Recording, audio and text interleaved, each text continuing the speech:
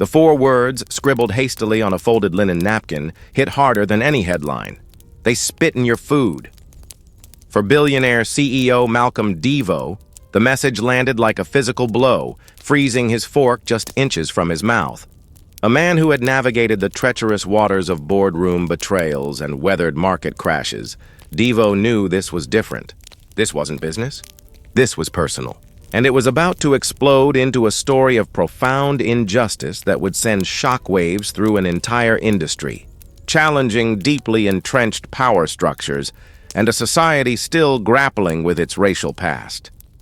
Malcolm hadn't come to the cradle for its famed presidential prime steak. He came undercover, a deliberate disguise of a plain navy hoodie and beat-up sneakers, to investigate whispers he could no longer ignore. A high-end restaurant he quietly owned in Charleston, South Carolina, had been flagged in an anonymous letter. The allegations were chilling: racially biased service and suspicious, potentially unsanitary kitchen practices. He wanted to see for himself, alone, without the usual entourage or the special treatment afforded to a man of his stature.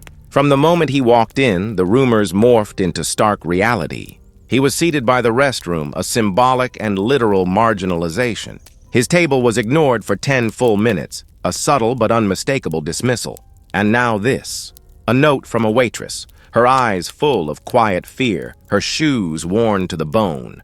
Her name was Naomi. She hadn't asked for help. She had simply told the truth. And that truth was poised to crack the polished, poisonous mask off a system designed for exclusion. This wasn't merely a story about tainted food. It was a searing indictment of courage in the face of fear, a testament to what happens when someone risks everything for what is right. It was about the insidious hidden layers of racism that still permeate places of privilege, and how one woman's solitary bravery could force a long overdue reckoning. This was a story woven into the fabric of America, a stark reminder that justice often begins not with grand pronouncements, but with a quiet, desperate act. If you've ever wondered how real change truly starts, how the seemingly small can ignite the monumental, this is it. Brace yourself, because the next moments will fundamentally alter the way you perceive power, race, and the transformative potential of a simple napkin armed with truth. Malcolm Devo, at 46, was a man who had mastered the art of turning silence into strategy. He had risen to become one of the most respected black CEOs in America, a tech prodigy who had meticulously built his billion-dollar empire not just through sheer brilliance, but through an unwavering commitment to precision. Every word he spoke was measured. Every deal he forged was calculated. He didn't believe in luck. He believed in data, discipline, and dignity, principles honed through a lifetime of overcoming systemic hurdles. Yet even his meticulously curated data couldn't prepare him for the visceral impact of the note Naomi had slid under his coffee cup. Long before that fateful night, Malcolm knew the cost of being underestimated, the burden of assumptions. Raised by his grandmother in a small Alabama town, he had witnessed his mother scrubbing floors, her hands raw, her spirit unbroken. Also, her son could attend school in a shirt without holes. His first computer, a salvaged relic from a church donation bin, was a symbol of resourcefulness and aspiration. His first major investment, a scholarship fund he established at the tender age of 24 from the proceeds of his garage startup's first big IPO, marked an early commitment to empowering others. But success, he understood, doesn't erase memory. It simply buries it deeper, a constant reminder of the fight. On paper, he was the founder of Devo Capital Holdings, a formidable entity with diverse interests spanning clean energy, cutting-edge fintech, and luxury hospitality. He drove a black Tesla Model S, sat on 5 corporate boards, and resided in a penthouse overlooking the verdant expanse of Central Park. But behind the closed doors of his success, he remained that same kid who learned to tie a tie from a grainy YouTube video before his first investor pitch. He eschewed flashy displays of wealth. No gold watches, no designer shoes. Malcolm understood with a profound and personal clarity how quickly a black man could be judged by his attire before his words were ever given a fair hearing. So, when that anonymous letter landed on his desk 2 weeks prior, detailing allegations of mistreatment against black customers and employees at one of his flagship restaurants. He didn't dispatch a phalanx of lawyers or a crisis PR team. He purchased a Greyhound ticket, donned a humble hoodie, and walked directly into the fire himself. No one recognized him when he entered the cradle that night, and that was precisely the point. Sometimes, to truly perceive the truth, one must disappear within it, to become an indistinguishable part of the very system being observed. This Malcolm had learned. He wasn't just a CEO, he was in that moment a mirror, and he wanted the system to see its own reflection, raw, unfiltered, and uncomfortably close. Because true leadership, he believed, wasn't about being seen. It was about seeing what no one else dared to look at. The Cradle was the kind of restaurant that commanded hushed tones upon entry. Tucked within a meticulously restored historic mansion in downtown Charleston, it exuded a contrived Southern charm and an air of exclusivity. Velvet drapes, gold-rimmed glassware, and candlelight designed to make everyone appear 10% more important. It was a place where one didn't merely dine, but performed. The walls were adorned with portraits of Confederate generals, conveniently unlabeled, as if history could be softened by mood lighting. The name itself, the Cradle, was a purported nod to Charleston's past, the cradle of Southern elegance, as their website proudly proclaimed. But to Malcolm, even before he set foot inside, the name resonated with a darker, more troubling echo. The cradle of exclusion, of control, a subtle yet potent symbol of a past that refused to recede. From the moment he entered, the tone was unmistakably set. The hostess, a young white woman with perfect posture and a practiced clipboard smile, scrutinized his casual attire as if it were a direct threat to the establishment's carefully constructed veneer. She didn't recognize him. This was the plan. He had chosen a plain zip-up hoodie, dark jeans, and off-brand sneakers with deliberate precision. "Do you have a reservation?" she inquired, her voice flat, devoid of genuine hospitality. "No," Malcolm replied, his demeanor unnervingly calm. She exhaled slowly, performing annoyance as if it were a core part of her job description. "We're fully booked tonight, sir. But I suppose we can seat you at the bar or near the kitchen entrance. Would that be acceptable?" Malcolm nodded, a stoic acceptance. "Sure, that works." He followed her through the grand dining room, past tables teeming with white diners in bespoke suits and designer dresses. Not a single black face was visible among the patrons. Only among the staff, a stark observation that underscored how little had changed in some quarters since the 1800s. She led him to a small, ill-placed table by the service doors, where the clatter of dishes and the faint, acrid smell of bleach drifted in with every swing. No candle, no welcoming smile, just a menu slapped down like a warning. Malcolm sat quietly, his gaze sweeping the room. He observed the waitstaff, their smiles brighter, their service more attentive at tables adorned with Rolex watches and country club memberships. The manager, a middle-aged white man with slicked-back hair, made his rounds like a politician at a fundraiser, shaking hands, laughing too loudly, his eyes consistently skipping over Malcolm as if he were invisible. The cradle wasn't broken, Malcolm realized. It was functioning precisely as it was designed to. And Malcolm, observing with quiet intensity, saw it for what it truly was. Not merely a restaurant, but a performance. A meticulously staged spectacle where appearances mattered more than people, where the past dressed itself up in fine linen and still audaciously called itself tradition. Naomi Brooks moved with the subdued efficiency of someone who had learned long ago not to make unnecessary noise. At 25, she carried herself with the quiet grace of a survivor, having seen more than her share of hard days. She wasn't loud or flashy, but there was an incisive sharpness behind her soft eyes, like a blade meticulously wrapped in velvet. Her dream had once been to become a civil rights lawyer, a path she pursued halfway through her law degree at Howard University, before life cracked wide open. Her mother's cancer diagnosis arrived without warning and showed even less mercy. Medical bills piled up faster than her scholarships could possibly cover. So she left school, packed her life into a single suitcase, returned to Charleston, and took the first job that would hire her without question. That job was at the Cradle. The money was decent for a service position, but the atmosphere was suffocating, a silent, oppressive weight. Naomi was the only black waitress on staff. Management never explicitly stated it, but she felt it in the way they scheduled her, always on double shifts, invariably assigned the least desirable tables, and somehow always blamed when something went awry. She wore a smile like armor, addressed every table with a polite sir or ma'am, poured wine, cleared plates, and swallowed her pride daily. But even the strongest armor begins to wear thin. It was the dismissive way the manager, Mr. Clay, looked at her as if she were barely worth his time. The snickers of other servers when she was stiffed on tips. The casual racism, like the chef's crude joke about sending the special to the black tables. She never laughed. She simply filed it away, a quiet repository of indignities. She wasn't weak. She was watching, waiting, surviving. But tonight felt different. The man at table 14 didn't fit the usual mold. He wore no Rolex, barked no orders. He simply sat there, silent, observant, and possessing an oddly profound calm.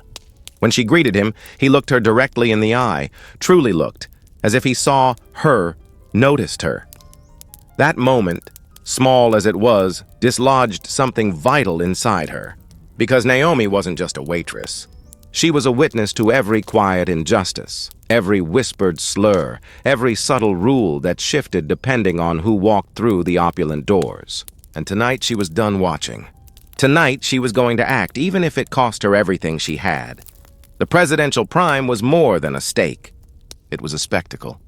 A 48-ounce bone-in Wagyu beef, dry-aged for 90 days, finished with a rosemary-smoked dome lifted tableside by a gloved server. Accompanied by a foie gras buttermilk truffle potato tower, it commanded a price tag of $700. A dish, Malcolm thought, clearly designed for ostentation, not nourishment.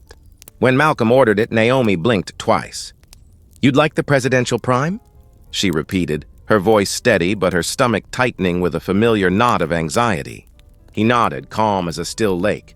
"Medium rare and a glass of the 2005 Staglin Cabernet." Another $200 decision, effortlessly made. Naomi had taken orders for that dish a dozen times. Always from hedge fund managers, powerful politicians, or influencers brandishing gold cards. Never from someone in sneakers and a hoodie. Never from someone relegated to the table by the swinging kitchen doors. She felt eyes on her. Across the dining room, Mr. Clay stood with his arms folded, watching her with the predatory focus of a hawk. She knew precisely what he was thinking. That she was wasting time. That a man who looked like that couldn't possibly afford a steak of this magnitude, and that if it went unpaid, the blame would inevitably fall on her. She hesitated for just a second too long. "Is that a problem?" Malcolm asked gently, but with an underlying sharpness that cut through the polite veneer. "No, sir," she said quickly. "Coming right up." She turned on her heel and headed for the POS terminal, her heart thudding against her ribs. Every server knew the unspoken rule. If a customer appeared questionable and ordered an expensive meal, management expected a credit card pre-authorization before the kitchen even began prep. No exceptions. But Naomi didn't do that. She keyed in the order as if it were any other. And when the screen flashed red requiring manager approval, she hit override and swiped her own ID, an act of defiance that committed her personally. She had just taken full financial responsibility for a $700 steak and a wine pairing based on a visceral gut instinct. Behind her, Mr. Clay's voice boomed through the hallway. "Did he pay up front?" "No, sir," she replied without turning around. "Then you better pray he does," he growled. But Naomi wasn't praying. She was planning. Because maybe, just maybe, this man wasn't here to be served. Maybe he was here to see, and if he was about to see everything. Naomi had witnessed countless unsavory acts unfold in that kitchen, a microcosm of unspoken power dynamics and daily indignities. But what she saw tonight shattered the last fragile sliver of silence she had been clinging to. As the presidential prime was meticulously prepped, she noticed Chef Rick, a man known more for his volatile attitude and casual racism than his culinary talent, lean over the sizzling steak with a twisted, conspiratorial grin. Then came the act itself, subtle, lightning quick, yet utterly unmistakable. He spat, a deliberate, contemptuous gesture, directly onto the steak, then casually turned it over as if nothing had happened. The sous chef beside him chuckled, a low, knowing sound. Naomi froze. Her first instinct was denial, a desperate attempt to dismiss it as an accident, a misinterpretation of a fleeting moment. But the low, shared laughter between the chefs told the undeniable truth. This wasn't new. This was normal.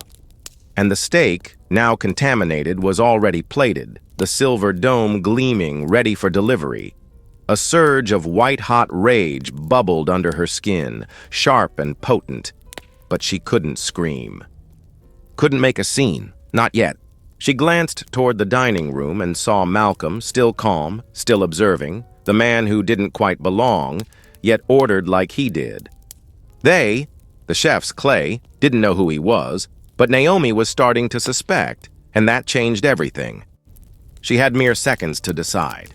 Say nothing and serve a contaminated meal to a man who might hold the keys to this place's future, a man who had looked her in the eye and seen her. Or take a risk that could end her job, her livelihood, on the spot. Her hand instinctively reached into her apron pocket, pulling out the service pen she always carried. She snatched a fresh linen napkin from the rack. Her hands trembled as she wrote, the ink skipping across the fine thread in desperate, uneven strokes. They spit in your food. This place is not safe. Asked to see the kitchen cameras? No name, no signature, just truth, folded tight and discreet. She slid it into her pocket as the steak, now an emblem of disgust, was handed to her under its pristine silver dome. Her heartbeat pounded in her ears, a frantic drumbeat accompanying her across the dining room. Malcolm looked up as she approached. With practiced grace, she placed the plate before him, lifted the dome and said softly, her voice a barely audible whisper above the restaurant's hum. "Enjoy your meal, sir." He nodded, his gaze unwavering.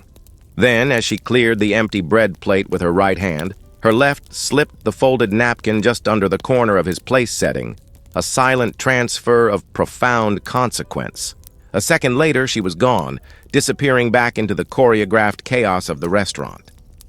No words, no lingering eye contact, just the quiet, desperate hope that the man at table 14 would know how to read a whisper written in cloth. Malcolm sat still for a long, heavy moment, staring at the folded napkin as if it were a live wire, pulsing with unseen danger. He hadn't touched the steak, hadn't even lifted his knife. Something in Naomi's eyes, an almost imperceptible urgency in her posture, her breath, the slight tremor in her fingers, had told him to wait. He reached forward slowly, deliberately, and slid the napkin into his palm, unfolding it. The words stared back at him, stark, uneven, desperate. They spit in your food. This place is not safe. Asked to see the kitchen cameras. His jaw locked. Every muscle in his face went stone still. It wasn't the crude act of spitting that truly resonated. He had encountered far worse during his years of traveling incognito, testing systems, testing people, exposing vulnerabilities. No, what made his pulse spike was the phrase, "This place is not safe." That was broader. That was systemic. That implied a rot from the root, a deeply ingrained malignancy. And Naomi, he realized, wasn't just trying to protect him. She was sounding an alarm for an entire culture. Malcolm refolded the napkin, slipped it into the inside pocket of his hoodie, and gently pushed the plate away. He didn't make a scene, didn't call anyone over, not yet. He reached for his phone, an older model burner he specifically used on these types of investigative trips, and opened a secure, encrypted app. A few taps later, a message was dispatched to his chief of security in New York. "Red flag at the cradle. Pull kitchen camera backups for tonight. Cross-check staff records. Quiet, fast, full report." Then he stood. From across the room, the manager, Mr. Clay, noticed. His eyes narrowed, a flicker of irritation. As Malcolm approached, Clay's face widened into a practiced, insincere smile, his gaze sweeping Malcolm's attire, searching for the telltale signs of a potential tip. "Is everything all right, sir?" Clay asked, feigning concern. Malcolm's voice was calm yet undeniably cold. "I'd like to speak to you privately." "About the meal?" "Of course," Clay said, his smile faltering slightly, gesturing toward a hallway lined with framed awards and impressive-looking yet ultimately meaningless certificates. "Inside the office," Malcolm stated, his voice clipped. He didn't sit. He let Clay begin, launching into some polished, pre-rehearsed speech about guest experience and presentation excellence. It was all white noise and ineffectual barrier. Finally, Malcolm cut him off. "I'd like to see your kitchen cameras right now." Clay's smile dissolved completely. "I beg your pardon?" "You heard me." And in that precise moment, something fundamentally shifted behind Malcolm's eyes. The carefully constructed mask of the unassuming customer came off. The CEO had arrived, and he was done pretending. Clay hesitated just long enough to confirm Malcolm's suspicions. "The kitchen cameras," he repeated, clearly stalling. "Those are mainly for inventory control, not guest service concerns." Malcolm didn't blink. "That's fine. Let's start with tonight's footage, specifically around the time my steak was prepared." Clay shifted uncomfortably in his chair, his composure rapidly unraveling. "I'd have to get approval. Our system archives only in 30-minute blocks. Also, some feeds loop automatically if the memory fills. So, unfortunately, we may not have—" "Cut the story," Malcolm interrupted, his voice low, a razor-sharp edge beneath its quiet intensity. Clay looked up, visibly caught off guard by the sudden, chilling shift in tone. "I'm giving you one chance to do this clean," Malcolm continued. "You're either the guy who helped uncover a problem in his house, or you're the guy who buried it." Clay's face paled, beads of sweat appearing on his forehead.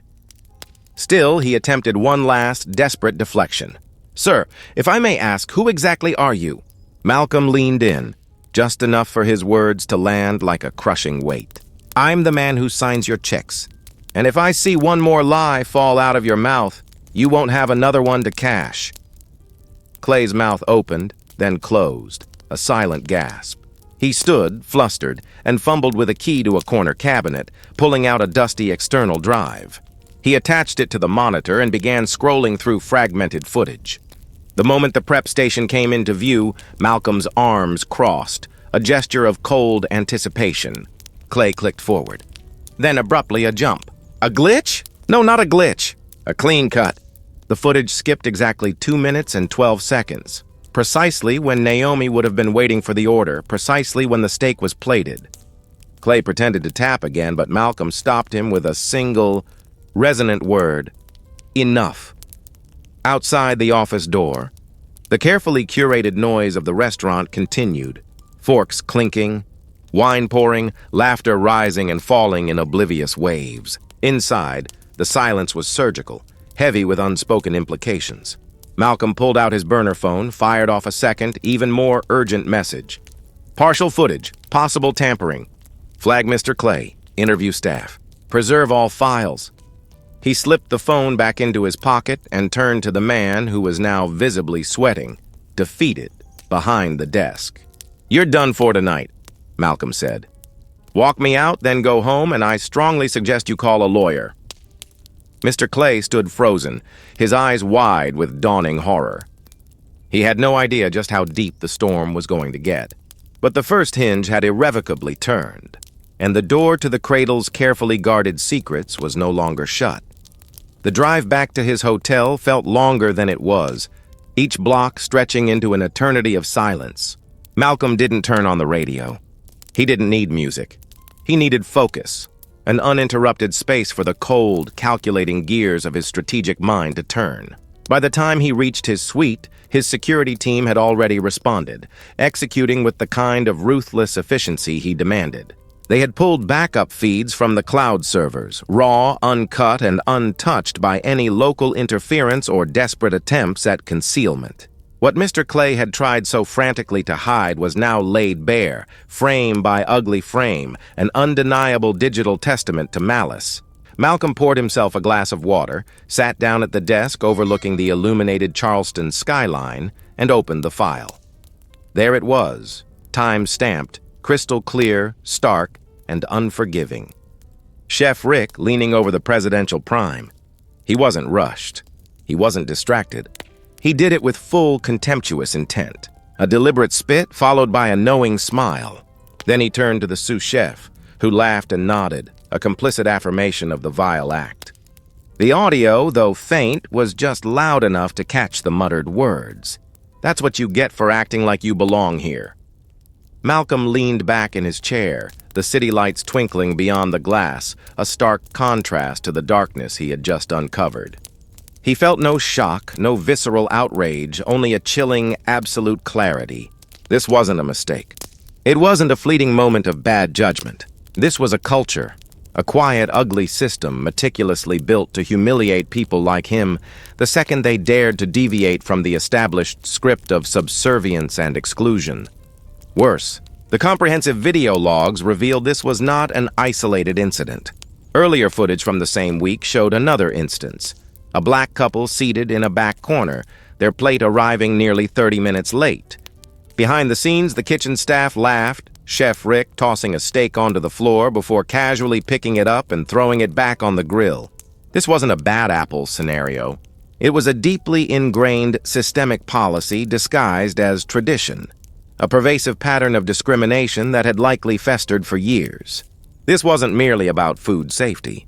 It was about the insidious nature of institutional racism, where microaggressions and overt acts of disrespect were normalized, creating an environment of hostility and exclusion for marginalized patrons and staff alike.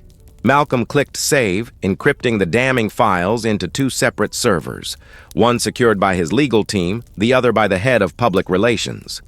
The message he included with both was simple, uncompromising.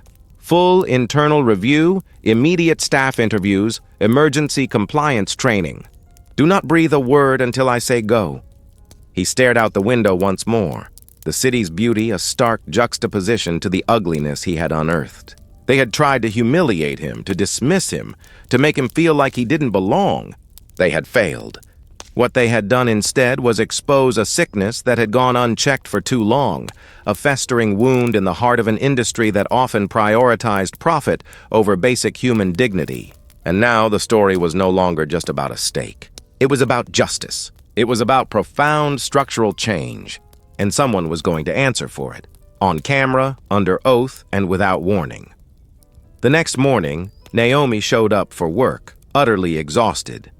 She hadn't truly slept, not since that fateful moment of slipping the napkin, not after what she had witnessed and what she had dared to do. Every moment since had been a blur of agonizing second-guessing and gnawing dread. She kept waiting for the inevitable call, the accusing text, the public confrontation, something. But when she walked through the back door of the cradle, no one said a word. No icy glares, no knowing smirks, nothing. Until the hostess, her voice barely a whisper, murmured, "Mr. Clay's office, now." Naomi froze.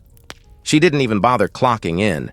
She just turned, straightened her apron, and walked the long hallway toward the manager's door, each step heavy with apprehension. She expected Clay, perhaps even the head of HR. Worst-case scenario, security. What she didn't expect was him. Malcolm, still in that same hoodie, still exuding that unnerving calm, but this time, he was standing, an undeniable aura of authority now emanating from him. The air in the room palpably shifted, charged with unspoken power. "Naomi Brooks," he said, his voice low but firm, motioning for her to sit. She didn't. "I know," she whispered, her voice barely audible. "I'm sorry. I shouldn't have—" He held up a hand, silencing her. "You should have," Malcolm said, his gaze piercing, unwavering. "And you did." Her heart thudded against her ribs, a frantic bird trapped in a cage. "Am I being fired?" He shook his head slowly. "Not by me." Naomi blinked, utterly bewildered. "I own this place," he said, his voice dropping to a near whisper, yet carrying the weight of absolute truth. "The building, the brand, the people who run it, they answer to me." Her legs gave out from beneath her, a sudden involuntary collapse. She sat. "I reviewed the footage. I've seen what happened in that kitchen. I've seen what's been happening here for months, maybe years. Naomi looked down, unable to meet his gaze. I didn't know who else to tell.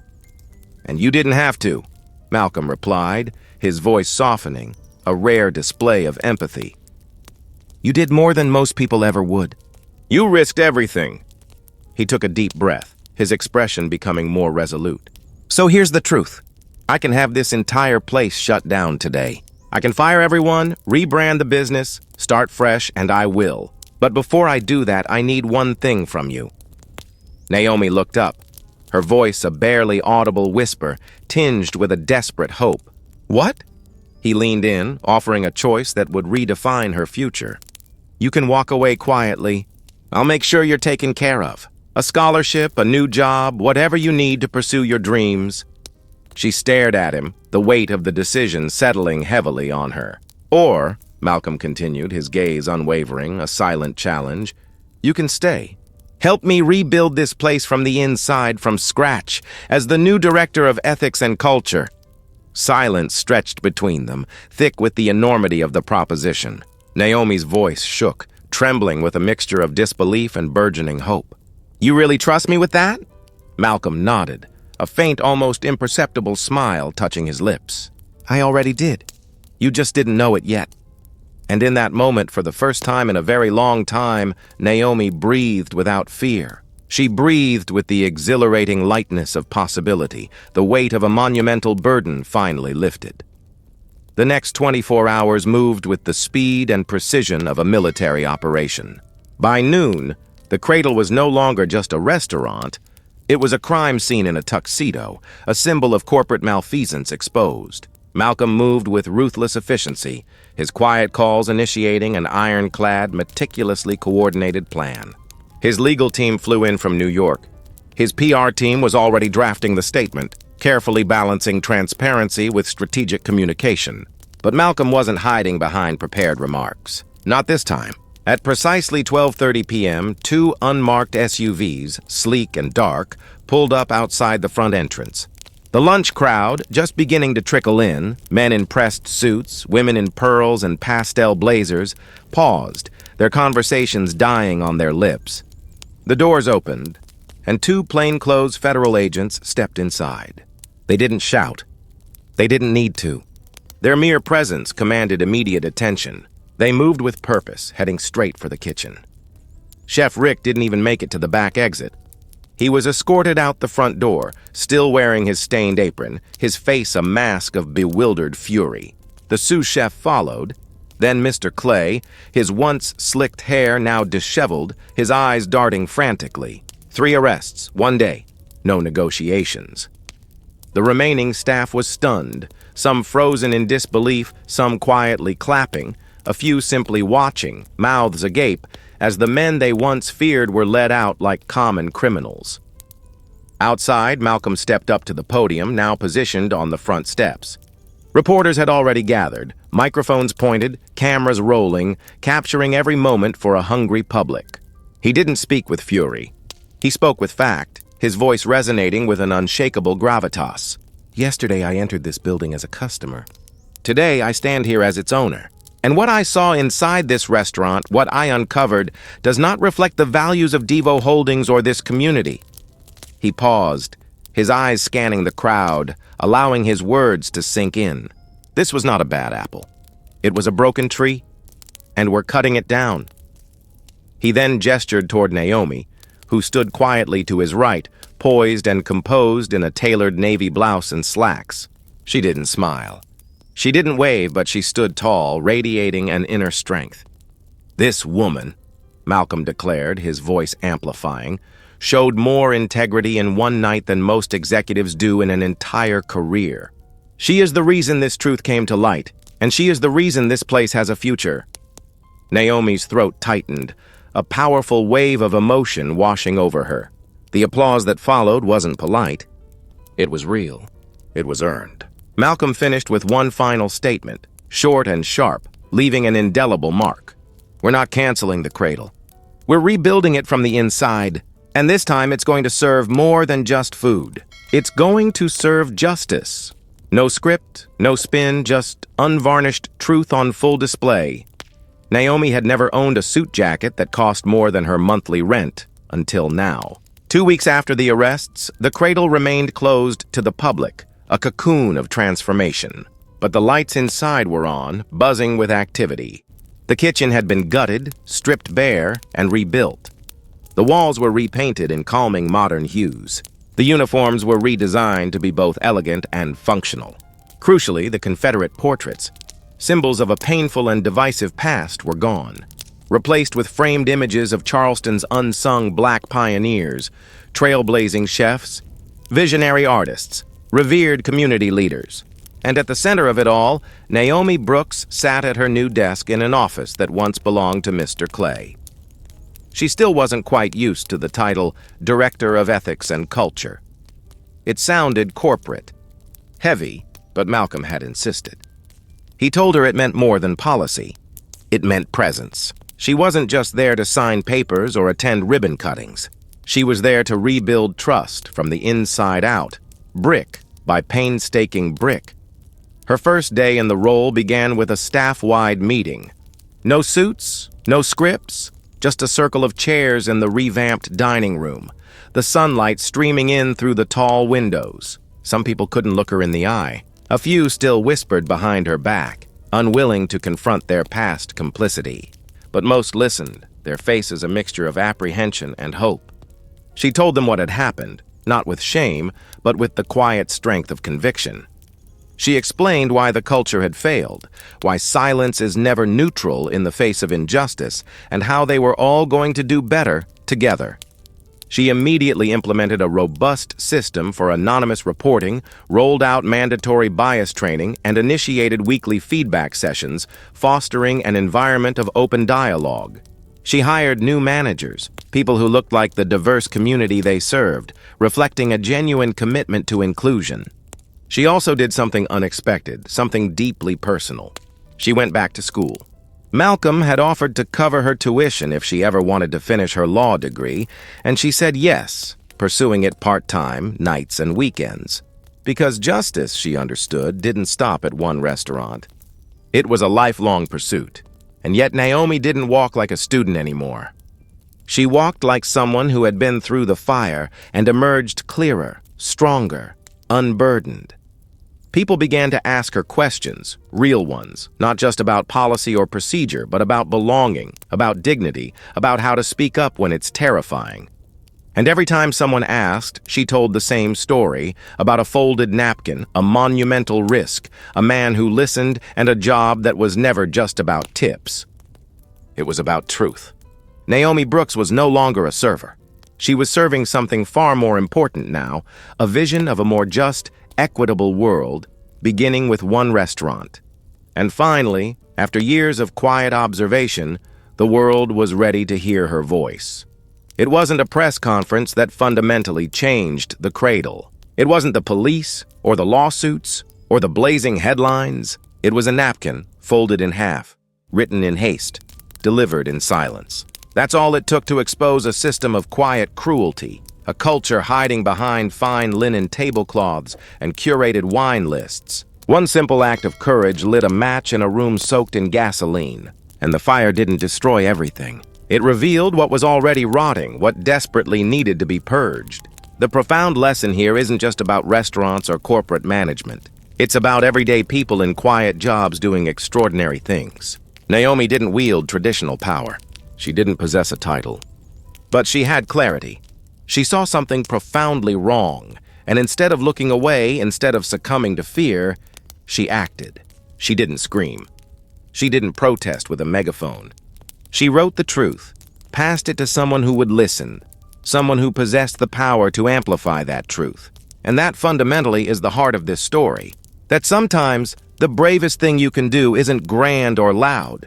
It's the quiet, terrifying decision to risk your safety, your paycheck, your entire future, to protect something bigger than yourself, something essential to the collective human spirit. And it is the solemn responsibility of those in power to recognize that bravery and, more importantly, to do something meaningful with it. Malcolm Devo did. And because of that, an empire didn't crumble. It evolved, fundamentally reshaped by integrity and courage. So here's the question for you. What injustice have you seen and stayed quiet about? And more importantly, what might change if you spoke up? If this story moved you, if it stirred something within you, do me a favor. Hit that like button. Share this video with someone who needs a reminder that integrity still matters, that courage is contagious. And if you want more stories like this, real ones, raw ones, the kind they don't often put in textbooks, subscribe. Because sometimes it's not the grand speeches or the bold protests that truly shift the world. Sometimes it's just a napkin and someone brave enough to write the truth on it.